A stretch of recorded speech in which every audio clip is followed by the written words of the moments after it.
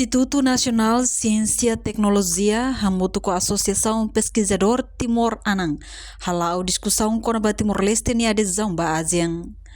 Atividade mesa redonda realiza a quarta-feira o estudante da Universidade da Paz o assunto principal com a saída mag Timor-Leste se halo depois de Timor-Leste adere ba ASEAN. Lihusi entrevista presidente INCT José Cornélio Guterres Sateteng. Discussão idade importante tebes ba estudantes Sira.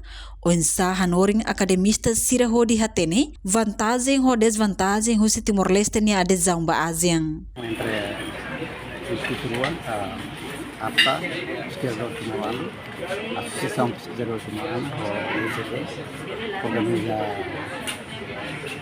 discussão na redonda ita. Tinha percebo quando ada yang timur bagian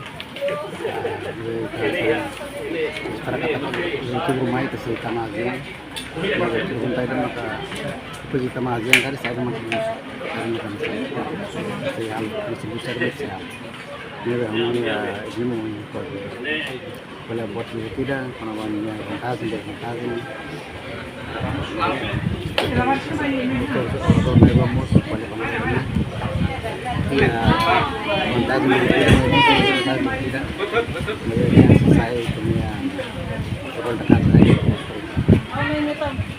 Depois a discussão não muito se rotina, se regular, se propõe tal discussão.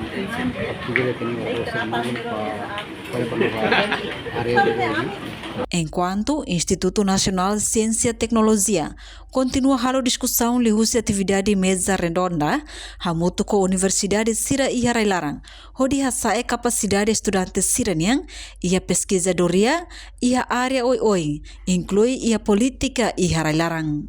Reportagem Melda Fátima, Televisão Timor Post. Janela informação ba emogoto, atua tem informação atual dia kliu, kita haluha, haneham botão subscribe, like, halo comentário no fahe tutang ba media sosial hotu.